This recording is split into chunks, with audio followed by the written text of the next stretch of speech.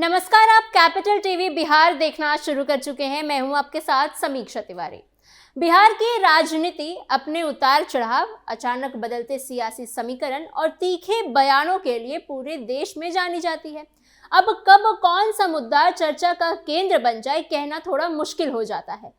अब एक बार फिर ऐसी ही खबर सामने आई है जिसने बिहार की राजनीति में हलचल तेज कर दी है। इस खबर को लेकर सभी राजनीतिक दलों में चर्चाएं शुरू हो गई हैं, लेकिन सबसे ज्यादा नजरें सत्ताधारी जदयू पर टिकी हुई है। वजह है नेता प्रतिपक्ष तेजस्वी यादव के बिहार की राजनीति में एक बार फिर से सक्रिय एंट्री। समझते हैं पूरे खबर को इस स्पेशल स्टोरी में। विदेश टूर से लौटते ही तेजस्वी का हमला। करीब 1.5 महीने बाद छुट्टी बिताकर पटना लौटे तेजस्वी यादव आते ही नीतीश कुमार की सरकार पर सीधा हमला बोल दिया है। विदेश यात्रा से लौटते ही उनके तेवर बदले हुए दिखाई दिए। उन्होंने साफ शब्दों में सरकार को चेतावनी दे दी है और अपनी मांग रखी है कि तेजस्वी यादव की इस वापसी को लेकर राजनीतिक गलियारों में भी बेहद अहम इसे माना जा रहा है, क्योंकि आने वाले समय में बिहार की राजनीति किस दिशा में जाएगी इसका संकेत इसी से मिलने लगा है। लालू प्रसाद यादव के बेटे और राष्ट्रीय जनता दल के प्रमुख चेहरे तेजस्वी यादव रविवार को पटना पहुंचे। अब वो अपने परिवार के साथ विदेश यात्रा पर थे और लंबे समय के बाद जब बिहार लौटे, पटना एयरपोर्ट पर उतरते ही उन्होंने मीडिया से बातचीत की और राज्य सरकार को लेकर कई बड़े सवाल खड़े कर दिए। तेजस्वी यादव ने कहा कि उनकी पार्टी और वो खुद सरकार को 100 दिनों का समय दे रहे हैं। इस दौरान सरकार को अपने वादों पर खड़ा उतरना होगा। तेजस्वी यादव ने कहा कि चुनाव के दौरान जो भी वादे जनता से किए गए थे उन्हें अब जमीन पर उतारने की जरूरत है। उन्होंने खास तौर पर महिलाओं से जुड़े मुद्दे का जिक्र किया और कहा कि महिलाओं के खाते में जीविका के तहत 2 लाख रुपए देने का वादा किया गया था, जिसे जल्द ही पूरा किया जाना चाहिए। इसके साथ ही उन्होंने बिहार में बढ़ते अपराध पर भी चिंता जताई। कहा कि कानून व्यवस्था को बेहतर करना सरकार की जिम्मेदारी है। नेता प्रतिपक्ष ने रोजगार के मुद्दे को भी जोरदार तरीके से उठाया। उन्होंने कहा कि युवाओं को नौकरी और रोजगार देने के वादे किए गए थे, लेकिन अब तक उस दिशा में कोई ठोस काम नजर नहीं आ रहा। तेजस्वी यादव का कहना था कि अगर सरकार सच में जनता के लिए काम करना चाहती है तो उसे 100 दिनों के भीतर इन सभी वादों पर काम करना शुरू होगा। तेजस्वी यादव के इस बयान के बाद बिहार की राजनीति में हलचल सी मच गई है। विपक्ष इसे सरकार पर दबाव बनाने की रणनीति मान रहा है। इतना ही नहीं, एक बार फिर तेजस्वी यादव ने बिहार विधानसभा चुनाव को लेकर धांधली का भी आरोप लगाया है। उन्होंने कहा कि आज के जनतंत्र को कुछ लोगों ने धनतंत्र और मशीन तंत्र में बदल दिया है। तेजस्वी यादव का कहना है कि चुनाव में जो कुछ भी हुआ वो सबके सामने है। उनके मुताबिक एक सोची समझी साजिश के तहत छल और कपट से ये चुनाव जीता गया। उन्होंने ये भी कहा कि उनकी पार्टी सकारात्मक राजनीति में विश्वास रखती है, इसलिए वो अब से 100 दिनों तक सरकार की नीतियों और कामकाज पर कोई भी सवाल नहीं उठाएंगे और ना कुछ बोलेंगे। 100 चूहे खाकर बिल्ली हज को चली। लेकिन अब यहाँ एक बहुत बड़ा सवाल खड़ा होता है कि क्या ये वही तेजस्वी यादव नहीं है जिनकी पार्टी राष्ट्रीय जनता दल ने उनके पिता यानी लालू यादव के नेतृत्व में लंबे समय तक बिहार पर शासन किया। उस दौर के बिहार को आज भी लोग जंगल राज के नाम से याद करते हैं। जी, उस समय अपराध, लूट, अपहरण और हत्याएं की खबरें आम बात थी। बिहार में कानून व्यवस्था की हालत इतनी खराब थे कि आम आदमी खुद को असुरक्षित महसूस करता था। उस दौर में अपराध के कई ऐसे मामले सामने आए जिनकी चर्चाएं सिर्फ बिहार ही नहीं पूरे देश में हुई। सिवान का तेजाब कांड हो या फिर शिल्पी गौतम कांड जैसे मामले, इन घटनाओं ने बिहार की छवि को गहरा नुकसान पहुंचाया था। अपराधियों के हौसले बुलंद थे और कानून का डर बहुत कम दिखाई देता था। व्यापारी वर्ग में सबसे ज्यादा परेशानी थी, क्योंकि रंगदारी और डर के माहौल के कारण कोई भी बड़ा उद्योग या बिजनेस बिहार में निवेश करने को तैयार ही नहीं होता था। नतीजा ये हुआ कि बिहार विकास की दौड़ में पीछे रह गया। जहां दूसरे राज्य तरक्की की राह पर आगे बढ़ रहे थे, वहीं बिहार बेरोजगारी, पलायन और गरीबी से जूझ रहा था। लोग काम की तलाश में दूसरे राज्यों की ओर पलायन करने को मजबूर थे।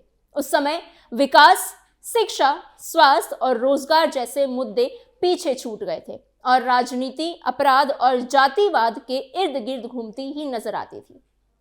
आज तेजस्वी यादव सकारात्मक राजनीति की बात कर रहे हैं और चुनाव में धांधली का आरोप लगा रहे हैं, लेकिन जनता के मन में ये सवाल है कि क्या उनकी पार्टी ने अतीत में सच में कोई सबक लिया है? क्या बिहार उस दौर में दोबारा लौटना चाहेगा जब डर और अपराध का माहौल था, या फिर जनता अब विकास, कानून व्यवस्था और स्थिर सरकार को प्राथमिकता दे रही है? आज तेजस्वी यादव कहते हैं कि चुनाव में धांधली हुई, लेकिन बिहार के लोग वो दौर नहीं भूले जब उनके वोट की कीमत बस इतनी सी रहती थी कि वोट देने के बाद पूरा बैलेट बॉक्स ही गायब हो जाता था और सीधे तौर पे अगर मैं कहूँ तो चोरी हो जाता था।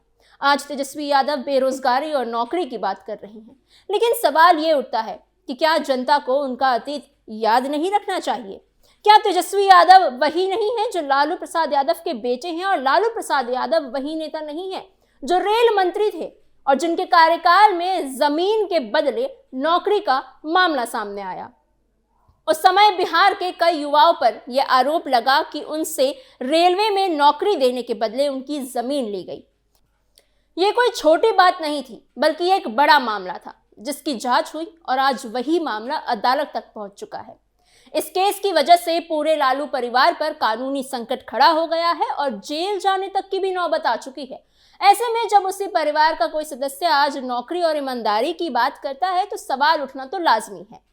तेजस्वी यादव खुद को सकारात्मक राजनीति करने वाला नेता बताते हैं, लेकिन क्या राष्ट्रीय जनता दल यानी आरजेडी वही पार्टी नहीं है जिसके शासनकाल में बिहार में बड़े बड़े घोटाले सामने आए थे? क्या चारा घोटाला उसी दौर की याद नहीं दिलाता? उस समय बिहार की छवि पूरे देश में खराब हुई थी। विकास की जगह भ्रष्टाचार की चर्चा होती थी। कानून व्यवस्था की हालत ऐसी थी कि लोग शाम होते होते अपने घरों में बंद हो जाते थे। आज वही पार्टी और वही परिवार फिर से नैतिकता और सुशासन की बात करता है तो लोगों को यही बात कुछ अजीब लगती है। इसे लोग आम बोलचाल में कहते हैं 100 चूहे खाकर बिल्ली हज को चली, यानी पहले गलतियां की और अब खुद को सबसे साफ दिखाने की कोशिश।